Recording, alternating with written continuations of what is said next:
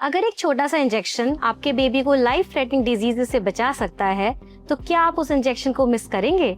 नहीं ना। यही कॉन्सेप्ट है इम्यूनाइजेशन का। इम्यूनाइजेशन ने वर्ल्ड के अंदर मिलियंस ऑफ डेथ को प्रिवेंट किया है और बहुत सारी डिजीजेस को कंट्रोल या एलिमिनेट भी किया है।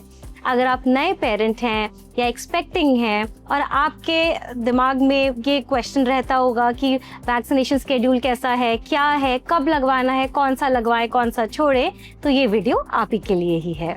हाय, मैं doctor Anshita Jain, consultant paediatrician at Jain hospital, Gurgaon. The last week of April is celebrated as the Infant Immunization Week और आज हम इसी उपलक्ष्य में बात करेंगे इन्फेंट के वैक्सीनेशन शेड्यूल के बारे में, कैसे, कब, बिल्कुल सिंपल तरीके से। Now why Infant Immunization Week matters? हम लोग अपनी क्लिनिकल प्रैक्टिस के अंदर, डे टू डे लाइफ के अंदर देखते हैं कि पेरेंट्स तब अलर्ट होते हैं जब एक्चुअली डिजीज हो जाती है, जब एक्चुअली पेरेंट्स इलनेस की वजह से परेशान होते हैं। लेकिन वैक्सीनेशन का कॉन्सेप्ट इसके बिल्कुल ऑपोजिट होता है। ये प्रिवेंटिव मेडिसिन का बहुत ही इंपॉर्टेंट टूल है। अर्ली इम्यूनिटी का मतलब होता है लाइफ लॉन्ग प्रोटेक्शन।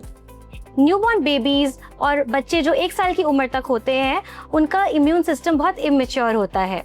वैक्सीनेशन से उनका इम्यून सिस्टम प्राइम होता है या ट्रेन कहते हैं, जिसकी वजह से एंटीबॉडीज बनते हैं और बॉडी रेडी होती है इन्फेक्शंस फाइट करने के लिए। वैक्सीन्स मेमोरी सेल्स बनाते हैं बॉडी में, जिससे कि इन्फेक्शन को बॉडी जल्दी से पहचाने और जल्दी से फाइट करना स्टार्ट करे। एक और कॉन्सेप्ट होता है विंडो ऑफ वल्नरेबिलिटी, मतलब हर एक डिजीज का एक एज स्पेसिफिक रिस्क होता है और उसी वजह से नेशनल इम्यूनाइजेशन प्रोग्राम या जो वैक्सीनेशन शेड्यूल होता है, हर डिजीज को एक स्पेसिफिक टाइम पर ही उसके अगेंस्ट वैक्सीन लगाई जाती है। तो आइए हम उनके बारे में बात करते हैं। बर्थ या जन्म के तुरंत बाद 3 वैक्सीन लगवाना बहुत जरूरी है। BCG, हेपेटाइटिस बी और ओरल पोलियो वायरस। तो BCG प्रोटेक्ट करता है ट्यूबरकुलोसिस से, हेपेटाइटिस बी प्रिवेंट करता है हेपेटाइटिस बी इन्फेक्शन, जिसको हम लोग पीलिया भी बोलते हैं। ये फर्स्ट 24 आवर्स ऑफ लाइफ में लगवाना बहुत जरूरी होता है, because it decreases the risk of transmission from mother to child. और तीसरा ओरल पोलियो ड्रॉप्स, 2 बूंद जिंदगी के, जिसके बारे में हम सबको ही पता है। नेक्स्ट आता है 6 वीक्स, 10 वीक्स, 14 वीक्स, मतलब 1.5 महीना, 2.5 महीना और 3.5 महीने की वैक्सीन। इसमें diphtheria, pertussis, tetanus, hepatitis B, haemophilus influenza B virus और इनएक्टिवेटेड पोलियो वायरस, न्यूमोकोकल यानी कि निमोनिया के अगेंस्ट दूसरी वैक्सीन, और रोटा वायरस के ड्रॉप्स होते हैं जो कि ओरल दिए जाते हैं। ये आपकी मल्टीपल डोजेज होती है, जिसको हम लोग बूस्टर डोजेज भी बोलते हैं, और ये इम्यूनिटी और बूस्ट करने के लिए लगाई जाती हैं हर 1 महीने के गैप के अंदर, until the child is 3.5 months of age. 9 months की उम्र में मीजल्स एंड रूबेला वैक्सीन लगती है।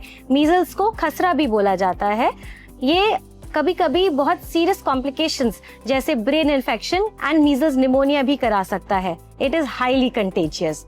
साथ में इसके विटामिन ए ड्रॉप्स भी दी जाती हैं, जिसकी वजह से मीजल्स की वैक्सीन का जो एंटीबॉडी रिस्पॉन्स होता है वो एसअप या बढ़ जाता है बिकॉज ऑफ विटामिन ए। याद रखिए, ये सिर्फ इन्फेंट इम्यूनाइजेशन शेड्यूल है, यानी 1 साल की उम्र तक।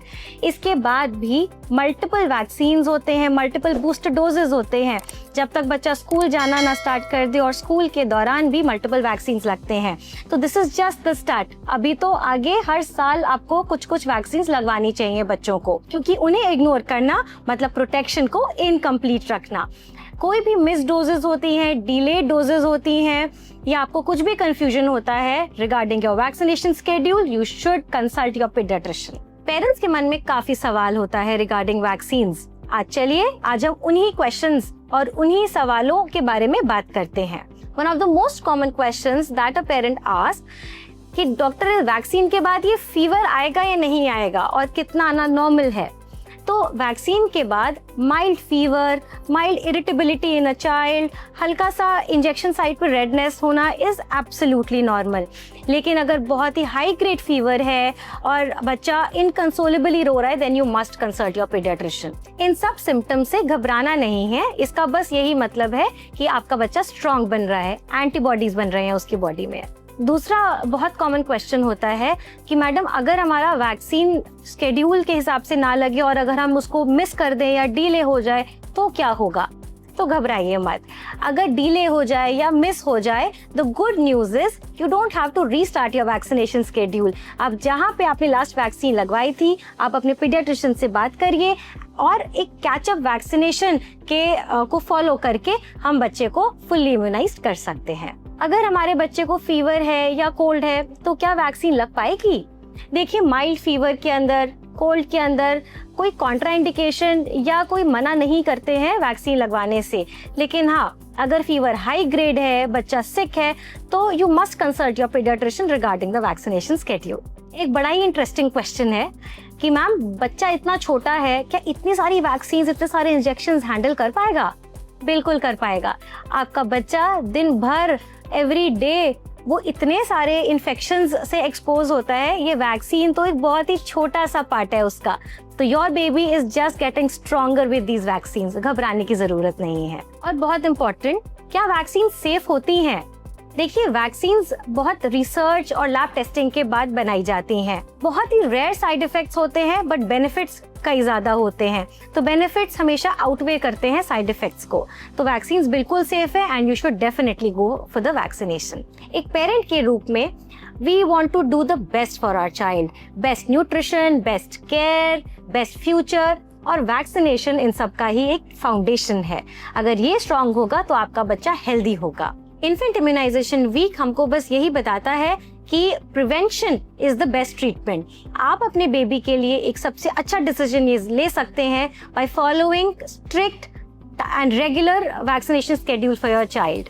आप जब भी अपने पीडियाट्रिशियन के पास विजिट के लिए जाएं, उनसे आप नेक्स्ट वैक्सीन की डेट नोट करवाएं, उनके बारे में पूछें कौन सी डिजीज के अगेंस्ट वैक्सीन लग रही है, और कुछ भी डाउट हो तो तुरंत क्लैरिफाई करें। आशा है आपको ये वीडियो पसंद आया होगा।